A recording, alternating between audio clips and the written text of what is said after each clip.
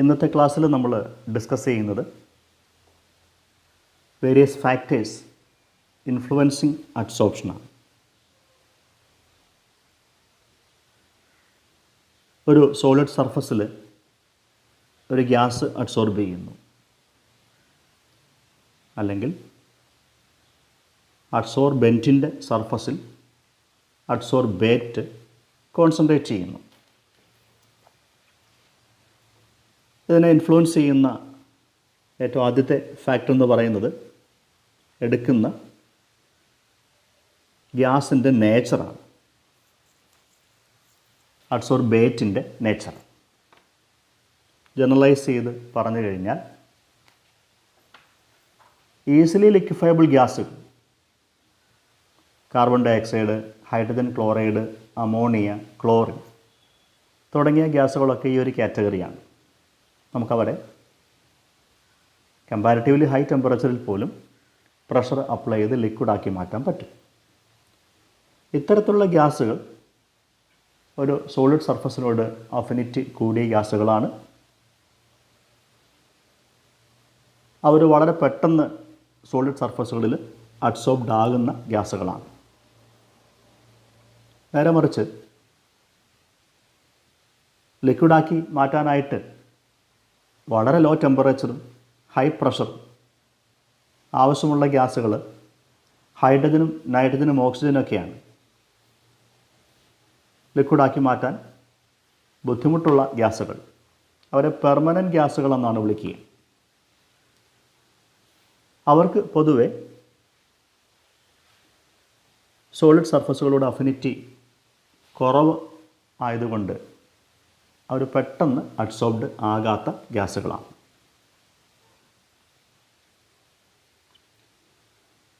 രണ്ടാമത്തെ ഫാക്ടർ എടുക്കുന്ന അഡ്സോർബിങ് agent solid, അതായത് അഡ്സോർബെൻറ്റിൻ്റെ നേച്ചറാണ്. എല്ലാ സോളിഡുകളും എല്ലാ ഗ്യാസുകളും ഒരേപോലെ അഡ്സോർബ് ചെയ്യില്ല. ചാർക്കോൾ പോലുള്ള അഡ്സോർബിങ് ഏജൻറ്റ്സ് ആണെങ്കിൽ മീഥേൻ പോലുള്ള കാർബൺ മോണോക്സൈഡ് പോലുള്ള ടോക്സിക് ഗ്യാസുകളെ അഡ്സോർബ് ചെയ്യാൻ കഴിവുള്ള അഡ്സോർബൻറ്റുകളാണ്.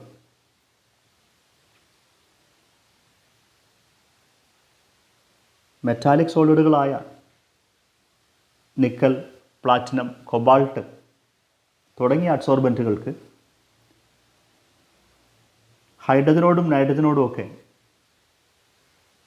അഫിനിറ്റി കൂടുതലുള്ള ഈ പറഞ്ഞ ഗ്യാസുകളെ അഡ്സോർബ് ചെയ്യുന്ന സോളിഡുകളാണ്.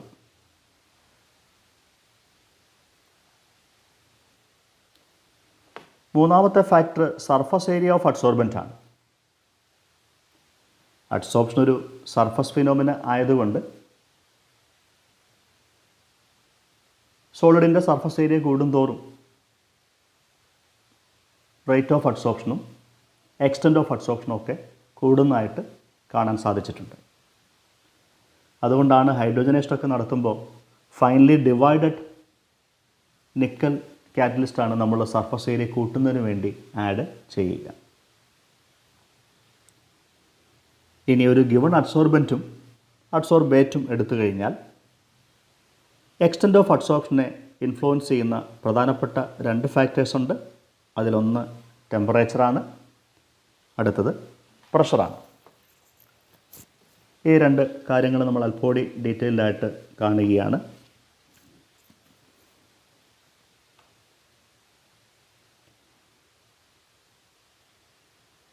അഡ്സോർപ്ഷൻ്റെ എക്സ്റ്റൻറ്റും ടെമ്പറേച്ചറും തമ്മിലുള്ള റിലേഷൻഷിപ്പ് ഡിസ്കസ് ചെയ്യുമ്പോൾ പ്രഷർ കോൺസ്റ്റൻ്റായിട്ട് റീറ്റെയിൻ ചെയ്യണം.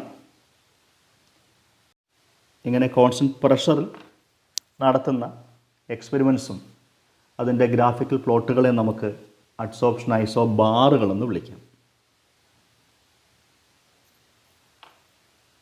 അപ്പോൾ അഡ്സോർപ്ഷൻ ഐസോ ബാർ എന്ന് പറഞ്ഞാൽ study of extent of adsorption and temperature at constant pressure. നമുക്ക് അതിൻ്റെ ഇല്ലസ്ട്രേഷന് വേണ്ടി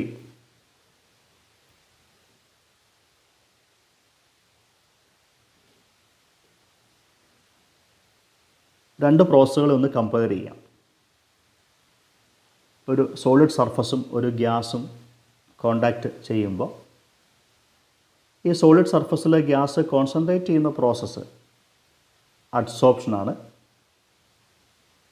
അങ്ങനെ അഡ്സോർബ്ഡ് ഗ്യാസ് സോളിഡുമായിട്ടുള്ള ഫോം ചെയ്ത ബോണ്ടുകൾ ബ്രേക്ക് ചെയ്ത് അവിടുന്ന് പുറത്ത് ഇറങ്ങുന്ന പ്രോസസ്സ് ഡിസോർപ്ഷനാണ്.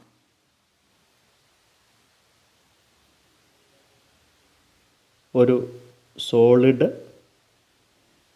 ഒരു ഗ്യാസുമായിട്ട് കോണ്ടാക്റ്റ് ചെയ്തു സിസ്റ്റം കാര്യമായിട്ട് ഫോർവേഡ് ചെയ്ത് കഴിയുമ്പോൾ അഡ്സോർബ്ഡ് ഗ്യാസ് ആയിട്ട് മാറി. Adsorbed gas.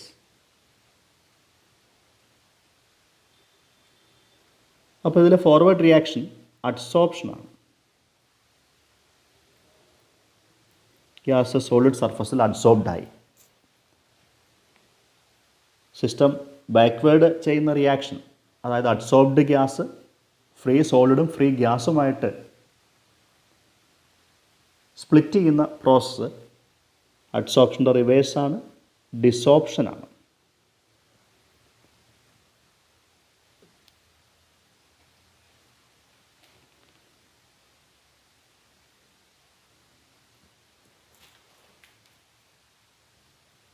അപ്പോൾ അഡ്സോർപ്ഷൻ എവിടെ ഉണ്ടോ അവിടെ ഡിസോർപ്ഷനും ഒക്കെ ചെയ്യാം. ഫോർവേഡ് റിയാക്ഷനും ഉണ്ട്, ബാക്ക്വേർഡ് റിയാക്ഷനും ഉണ്ട്. സിസ്റ്റം ഒരു ഇക്വിലിബ്രിയത്തിൽ നിൽക്കുകയാണ്.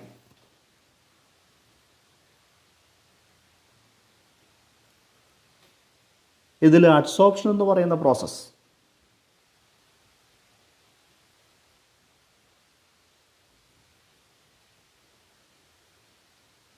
ബോണ്ട് ഫോം ചെയ്യുന്ന പ്രോസസ്സാണ്. അഡ്സോർപ്ഷൻ നടക്കുമ്പോൾ ബോണ്ട് ഫോർമേഷൻ നടക്കുന്നത് കൊണ്ട് ഹീറ്റ് ലിബറേറ്റ് ചെയ്യും. അപ്പോൾ അഡ്സോർപ്ഷൻ ഒരു എക്സോതെർമിക് പ്രോസസ്സാണ്.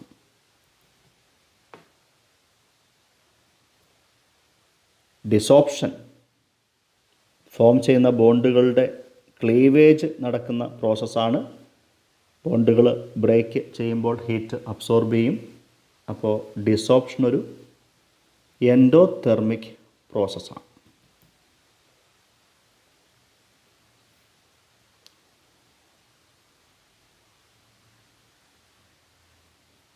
നമ്മൾ ലീ സാറ്റ്ലിയേഴ്സ് പ്രിൻസിപ്പിൾ പഠിക്കുന്നുണ്ട്.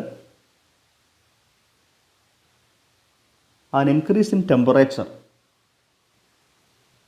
will favor endothermic reaction.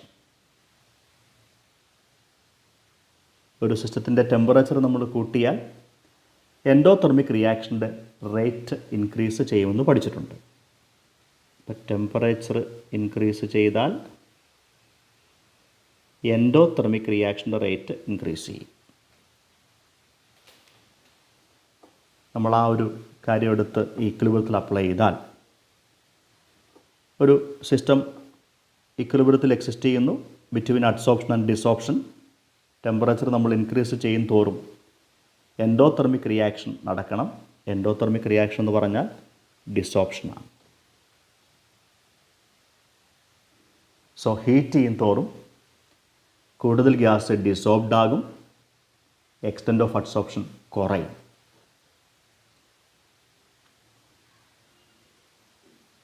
പറഞ്ഞ കാര്യങ്ങൾ ഇതേപോലെ കൺക്ലൂഡ് ചെയ്യാം. ഗ്യാസിനെ ഹീറ്റ് ചെയ്യും തോറും extend of adsorption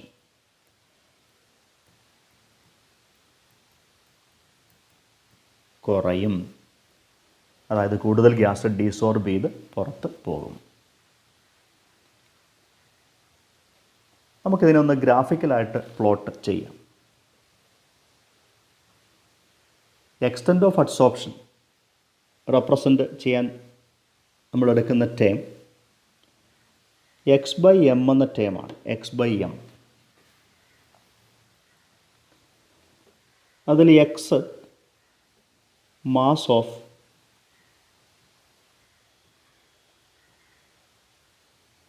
ഗ്യാസാണ്, mass of gas.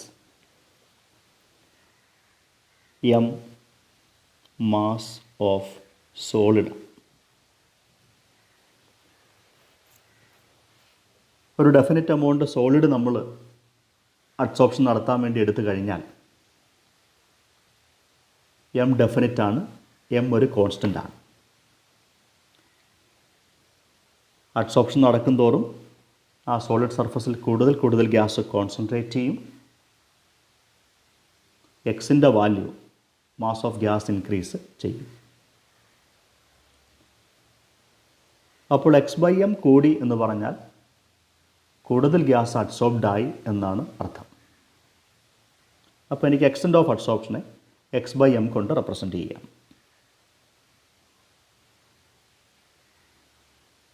നമുക്ക് പ്ലോട്ട് ചെയ്യേണ്ടത് എക്സ് ബൈ എം എഗൻസ്റ്റ് ടെമ്പറേച്ചറാണ്. ഓൾറെഡി നമ്മൾ എക്സ്പ്ലനേഷൻ പറഞ്ഞു കഴിഞ്ഞു. ടെമ്പറേച്ചർ കൂട്ടും തോറും കൂടുതൽ ഗ്യാസ് ഡീസോർബ് ചെയ്യപ്പെടും, അല്ലെങ്കിൽ എക്സ്റ്റെൻറ്റ് ഓഫ് അഡ്സോർപ്ഷൻ കുറയും. അതായത് അവർ ഇൻവേഴ്സ്ലി പ്രൊപ്പോർഷണലാണ്.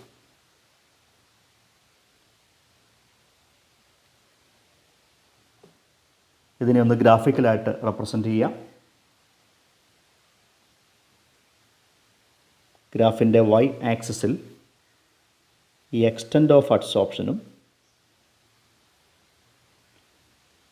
എക്സ് ആക്സിസിൽ ടെമ്പറേച്ചറും പ്ലോട്ട് ചെയ്യാം. X by M varies inversely with temperature ആണെന്നറിയാം. അപ്പോൾ ഇതേപോലെ നെഗറ്റീവ് സ്ലോപ്പുള്ള ഒരു ഗ്രാഫാണ് കിട്ടുക.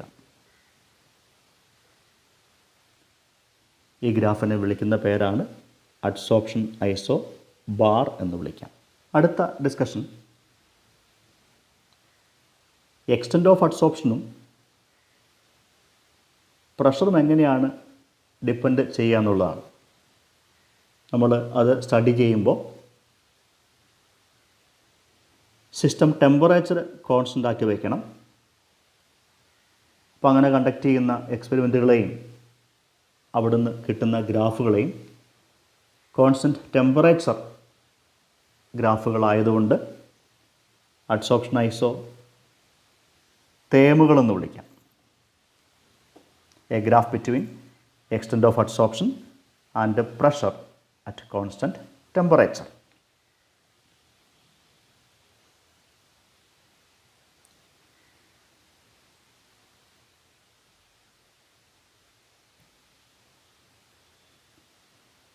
ഒരു ഗ്യാസ് ഒരു സോളിഡ് സർഫസിൽ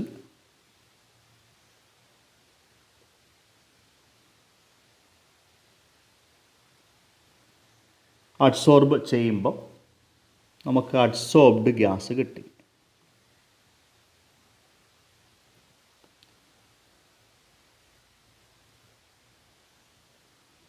ഫോർവേഡ് റിയാക്ഷനെ നമ്മൾ അഡ്സോർപ്ഷൻ എന്ന് വിളിച്ചു. ബാക്ക്വേർഡ് റിയാക്ഷൻ ഡിസോർപ്ഷൻ ആണ്.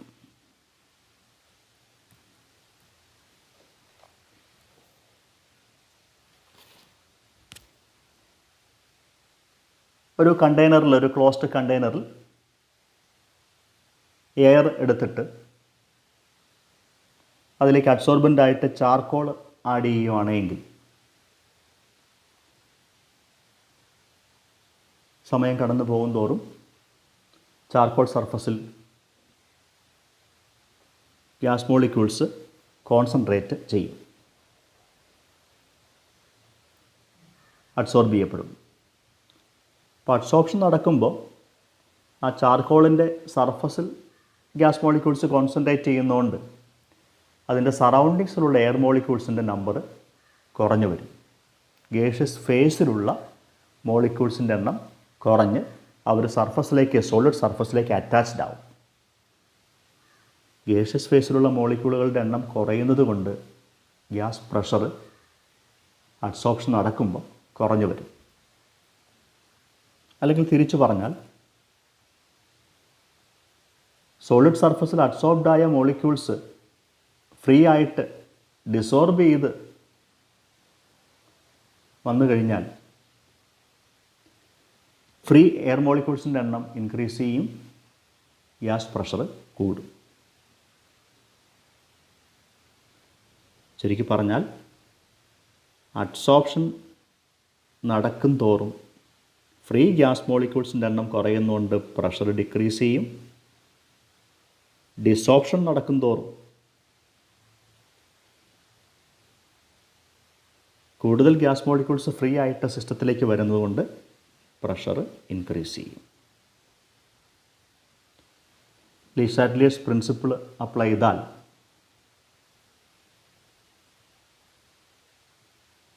നമ്മളായിട്ട് സിസ്റ്റം പ്രഷർ ഇൻക്രീസ് ചെയ്യാൻ നോക്കിയാൽ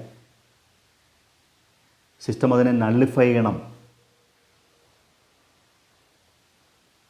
ഇൻക്രീസ്ഡ് പ്രഷറിനെ അതെങ്ങനെയും റെഡ്യൂസ് ചെയ്യാൻ ശ്രമിക്കും. പ്രഷർ റെഡ്യൂസ് ചെയ്യണമെങ്കിൽ കൂടുതൽ ഗ്യാസ് അഡ്സോർബ് ചെയ്താൽ മതി. അപ്പോൾ പറഞ്ഞ പോയിൻ്റ് ഇതേ ഉള്ളൂ. പ്രഷർ ഇൻക്രീസ് ചെയ്യും തോറും എക്സ്റ്റെൻറ്റ് ഓഫ് അഡ്സോർപ്ഷൻ ഇൻക്രീസ് ചെയ്യും. എക്സ്റ്റെൻറ്റ് ഓഫ് അഡ്സോർപ്ഷൻ നമ്മൾ റെപ്രസെൻ്റ് ചെയ്യുന്നത് x/m കൊണ്ടാണ്. അപ്പം x/m ആൻഡ് പ്രഷർ ഇൻക്രീസ് ചെയ്യും തോറും കൂടുതൽ ഗ്യാസ് അഡ്സോർബ്ഡ് ആകുന്നു, x/m ഇൻക്രീസ് ചെയ്യുന്നു. കിട്ടിയ ഗ്രാഫ്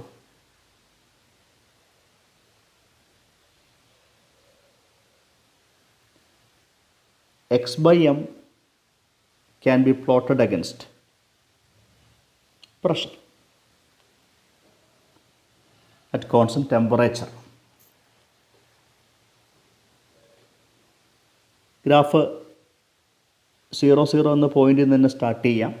കാരണം ഗ്യാസ് പ്രഷർ 0 ആണെങ്കിൽ x/m 0 ആയിരിക്കും. പോസിറ്റീവ് സ്ലോപ്പുള്ളൊരു ഗ്രാഫാണ് കിട്ടുക. പ്രഷർ ഇൻക്രീസ് ചെയ്യുന്നതോറും x/m ഇൻക്രീസ് ചെയ്ത് ഒരു ലീനിയർ ഗ്രാഫായിട്ട് സ്ട്രേറ്റ് ലൈൻ പോലെ ഇത് മൂവ് ചെയ്യുകയല്ല ചെയ്യുക. x/m പ്രഷറിന് അക്കോർഡിംഗ് ആയിട്ട് ഇൻക്രീസ് ചെയ്യുന്നത് ഒരു ഡെഫിനിറ്റ് പ്രഷർ വരെയുള്ളൂ. ഒരു പർട്ടിക്കുലർ പ്രഷർ എത്തിക്കഴിഞ്ഞാൽ നമുക്ക് ഗ്രാഫിലൊന്ന് നോട്ട് ചെയ്യാം. പിന്നീട് പ്രഷർ നമ്മൾ എത്ര ഇൻക്രീസ് ചെയ്താലും x/m ചേഞ്ച് ചെയ്യുന്നില്ല. It remains A constant. അതിന് കാരണം വേറൊന്നുമല്ല, നമ്മളെടുക്കുന്നത് ഒരു ഡെഫിനിറ്റ് എമൗണ്ട് അഡ്സോർബൻ്റ് ആണ്, സോളിഡ് ആണ്. അതിനൊരു ഡെഫിനിറ്റ് സർഫസ് ഏരിയ ഉണ്ട്. പ്രഷർ നമ്മൾ ഇൻക്രീസ് ചെയ്ത് വരും തോറും സോളിഡ് സർഫസ് ഈ ഗ്യാസ് മോളിക്യൂൾസ് കൊണ്ട് കോട്ട് ചെയ്ത് വരികയാണ്. x/m കൂടി വരും. ഒരു ഡെഫിനിറ്റ് പ്രഷർ എത്തിക്കഴിഞ്ഞാൽ എടുത്തിരിക്കുന്ന അഡ്സോർബൻറ്റിൻ്റെ എൻറ്റയർ സർഫസും കോട്ടഡ് ആകും. ഇനി അവിടെ കൂടുതൽ ഗ്യാസ് മോളിക്യൂൾസിന് അഡ്സോർബ് ചെയ്യാനായിട്ട് സ്പേസ് ഇല്ല. ആ സോളിഡിൻ്റെ സർഫസ് സാച്ചുറേറ്റ് ചെയ്തു. അതുകൊണ്ടാണ് പിന്നീട് പ്രഷർ കൂട്ടിയാലും x/m ഇൻക്രീസ് ചെയ്യാത്തത്. ഇങ്ങനെ സോളിഡ് സർഫസ് സാച്ചുറേറ്റ് ചെയ്യുന്ന ആ പ്രഷർ, അതിനെ നമ്മൾ വിളിക്കുന്ന പേര് PS എന്നാണ്. സാച്ചുറേഷൻ പ്രഷർ എന്ന് വിളിക്കാം. x/m അതിൻ്റെ മാക്സിമം വാല്യൂ റീച്ച് ചെയ്ത പ്രഷറാണ് സാച്ചുറേഷൻ പ്രഷർ. അതിനുശേഷം പ്രഷർ കൂട്ടിയാൽ x/m ഇൻക്രീസ് ചെയ്യില്ല. അപ്പോൾ ബോഡി കാണുന്നത് ഒരു അഡ്സോർപ്ഷൻ ഐസോതേമാണ്. എനിക്ക് ഈ ഐസോതേമിനെ y = mx+c എന്നൊരു സ്ട്രേറ്റ് ലൈൻ്റെ ഇക്വേഷനുമായിട്ടൊന്നും കണക്റ്റ് ചെയ്യാൻ പറ്റില്ല. കാരണം ഗ്രാഫിൻ്റെ ട്രെൻഡ് അങ്ങനെയാണ്. ഈ ഗ്രാഫിന് ഒരു എക്സ്പ്ലനേഷൻ കൊടുക്കാനായിട്ട് പല സയൻറ്റിസ്റ്റുകളും ശ്രമിച്ചിട്ടുണ്ട്. നമ്മളിതിൽ ഒരു സയൻറ്റിസ്റ്റിൻ്റെ മാത്രം അഡ്സോർപ്ഷൻ ഐസോതേമാണ് ഡിസ്കസ് ചെയ്യുക. സയൻറ്റിസ്റ്റിൻ്റെ പേര് ഫ്രണ്ട്ലിച്ച് എന്നാണ്. അപ്പോൾ എന്താണ് ഫ്രണ്ട്ലിച്ച് അഡ്സോർപ്ഷൻ ഐസോതേം എന്ന് ഡിസ്കസ് ചെയ്യുകയാണ്. നമ്മൾ ബോർഡിൽ വരച്ച ആ ഗ്രാഫിനൊരു മാത്തമാറ്റിക്കൽ എക്സ്പ്രഷൻ ഫ്രണ്ട്ലിച്ച് കൊടുക്കുകയാണ്.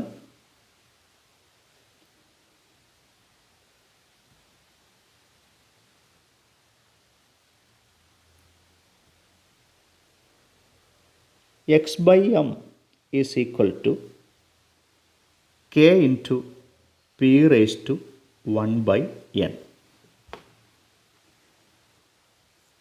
ഫ്രണ്ട്ലിച്ച് ഡിറൈവ് ചെയ്ത ഇക്വേഷനാണ്. x/m extent of adsorption, p pressure, k and n അഡ്സോർബെൻറ്റിൻ്റെയും അഡ്സോർബേറ്റിൻ്റെയും നേച്ചറിനെ ഡിപ്പെൻഡ് ചെയ്യുന്ന കോൺസ്റ്റൻസ് ആണ്.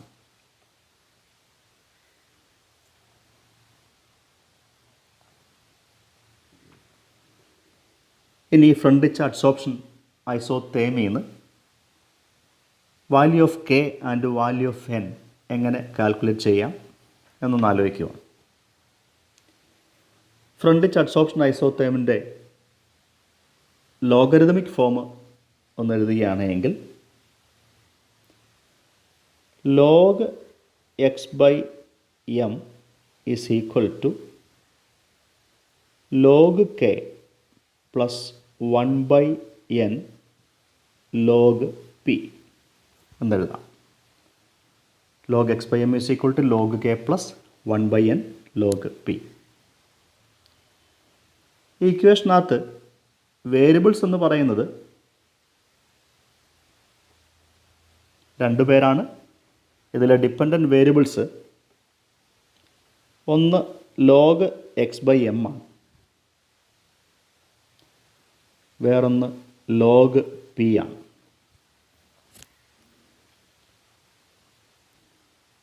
നമുക്കിതിനെ ഒന്ന് ഗ്രാഫിക്കലായിട്ട് പ്ലോട്ട് ചെയ്ത് നോക്കാം. ഇപ്പോൾ ഇക്വേഷൻ ഫ്രണ്ട്ലിച്ച് അഡ്സോർപ്ഷൻ ഐസോതേമിൻ്റെ ലോഗരിതമിക് ഫോം എന്ന് പറയുന്നത് y is equal to m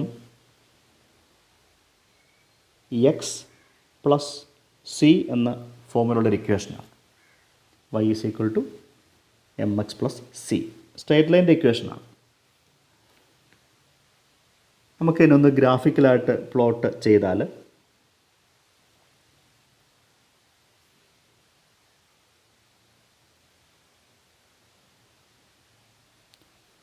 ഗ്രാഫിൻ്റെ y ആക്സിസിൽ പ്ലോട്ട് ചെയ്യുന്നത് ലോഗ് x/m,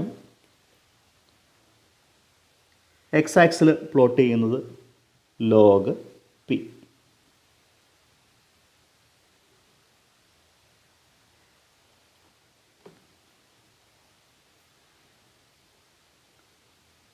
കിട്ടുന്നത് ഒരു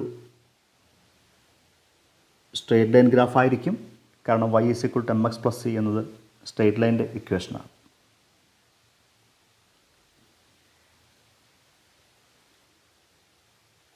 ഈ കിട്ടിയ സ്ട്രേറ്റ് ലൈൻ്റെ സ്ലോപ്പ് കണ്ടാൽ straight ലൈൻ്റെ y is equal to mx plus c എന്ന ഇക്വേഷനകത്ത് സ്ലോപ്പ് എന്ന് പറയുന്നത് m ആണ്. അപ്പോൾ ഈ കാണുന്ന ഗ്രാഫിൻ്റെ സ്ലോപ്പ് കണ്ടു കഴിഞ്ഞാൽ എനിക്ക് കിട്ടുന്നത് 1/n ആണ്. Slope is equal to 1/n. അവിടെ നിന്ന് എനിക്ക് വേണമെങ്കിൽ n എന്ന കോൺസ്റ്റൻറ്റ് കാൽക്കുലേറ്റ് ചെയ്യാം. ഈ കിട്ടുന്ന സ്ട്രേറ്റ് ലൈനകത്ത് y ഇൻ്റർസെപ്റ്റ് കണ്ടുപിടിച്ചാൽ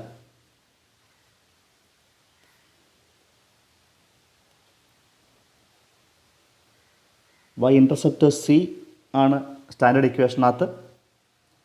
y ഇൻ്റർസെപ്റ്റ് കിട്ടിയാൽ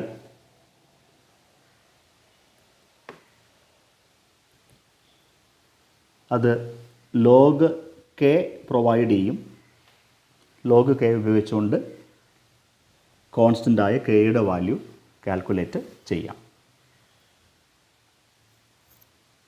അപ്പോൾ ഡിസ്കസ് ചെയ്തത് ഫ്രണ്ട്ലിച്ച് അഡ്സോർപ്ഷൻ ഐസോതേം, അവിടുന്ന് ക്യാരക്ടറിസ്റ്റിക് കോൺസ്റ്റൻസ് ആയ കെയുടെയും എന്നിൻ്റെയും വാല്യൂ എങ്ങനെയാണ് കാൽക്കുലേറ്റ് ചെയ്യുക എന്നതാണ് നമ്മൾ ഡിസ്കസ് ചെയ്തത്.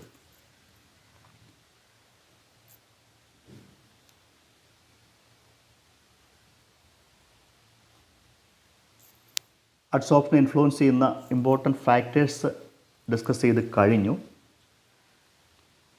അടുത്ത അഡ്സോർപ്ഷൻ്റെ ആപ്ലിക്കേഷൻസാണ്.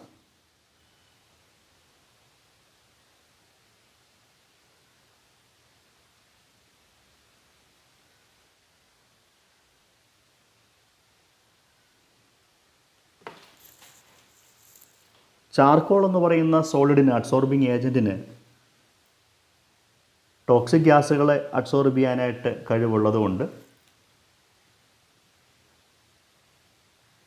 ഗ്യാസ് മാസ്കുകൾക്കകത്ത് അഡ്സോർബൻ്റായിട്ട് നമ്മൾ ചാർക്കോൾ യൂസ് ചെയ്യാറുണ്ട്. ഖനികളിൽ, മൈനുകളിൽ വർക്ക് ചെയ്യുന്ന ലേബേഴ്സ് ഇങ്ങനെയുള്ള ഗ്യാസ് മാസ്ക് ധരിച്ചാണ് ഈ പറഞ്ഞ ടോക്സിക് ഗ്യാസ് ഇല്ലാത്ത എയർ ഇൻഹെയിൽ ചെയ്യുക. അപ്പോൾ ഒന്നാമത്തെ ആപ്ലിക്കേഷൻ ഇൻ ഗ്യാസ് മാസ്ക്, അവിടെ ആക്ടിവേറ്റഡ് ചാർക്കോളാണ് നമ്മൾ അഡ്സോർബൻ്റായിട്ട് യൂസ് ചെയ്യുക. വേറെ ആപ്ലിക്കേഷൻ, സിലിക്ക ജെല്ലിന് അറ്റ്മോസ്ഫിയറിലെ മോയ്സ്ചറിനെ അഡ്സോർബ് ചെയ്യാമെന്ന് നമ്മൾ പഠിച്ചു കഴിഞ്ഞു.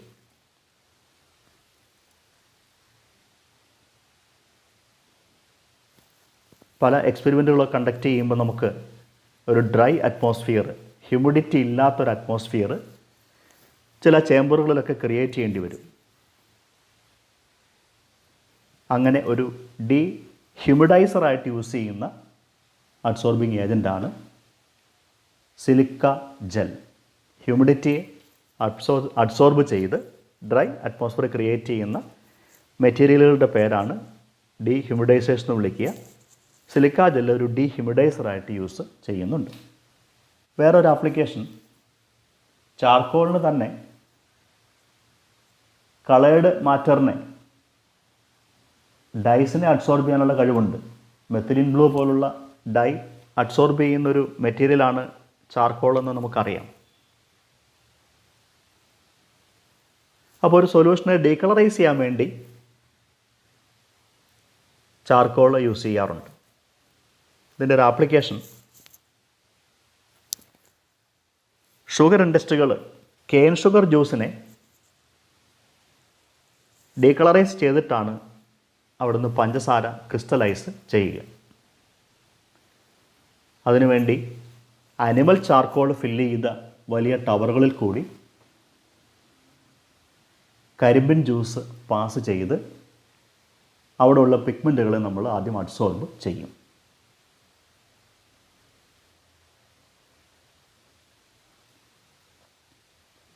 വേറൊരു ആപ്ലിക്കേഷൻ, വാക്യൂം പമ്പ് ഉപയോഗിച്ചുകൊണ്ട് നമുക്ക് വാക്യൂം ക്രിയേറ്റ് ചെയ്യാം.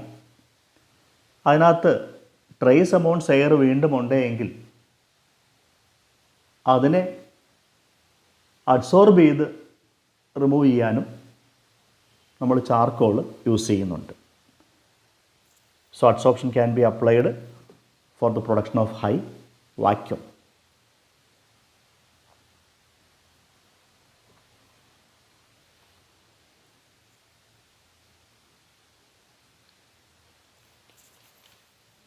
ഇൻ കീമോതെറാപ്പി നമ്മൾ പല രോഗങ്ങൾക്ക് മെഡിസിൻസ് കഴിക്കാറുണ്ട്. ചില മെഡിസിനുകൾ ഡിസീസ് കോസിങ് ഓർഗാനിക്, ചില മെഡിസിനുകൾ ഡിസീസ് കോസിങ് മൈക്രോബുകളുടെ സർഫസിൽ അഡ്സോർബ്ഡ് ആയിട്ട് അവർ ഇനാക്റ്റീവ് ആക്കി മാറ്റുകയോ ഡിസ്ട്രോയ് ചെയ്യുകയോ ചെയ്യും. അപ്പോൾ കീമോതെറാപ്പിയിലും അഡ്സോർപ്ഷൻ പ്രോസസ്സ് അപ്ലൈ ചെയ്യുന്നുണ്ട്.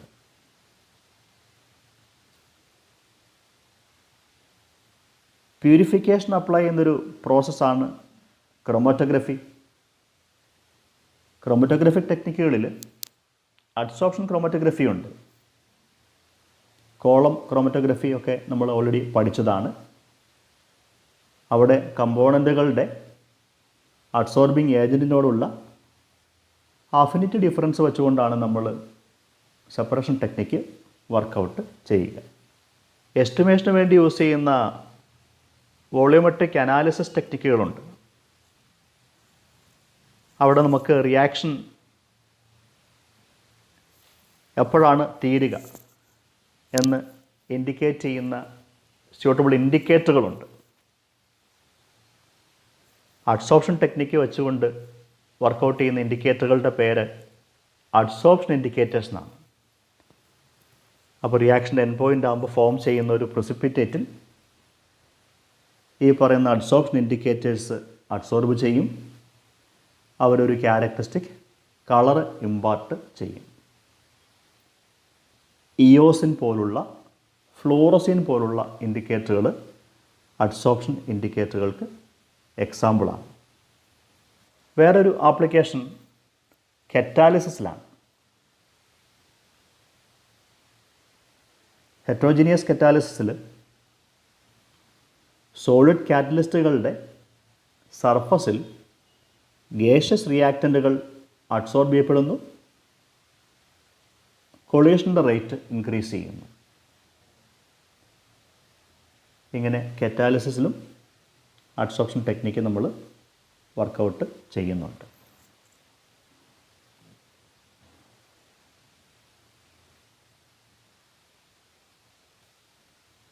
ഈ സെഷൻ നമുക്ക് കൺക്ലൂഡ് ചെയ്യാം.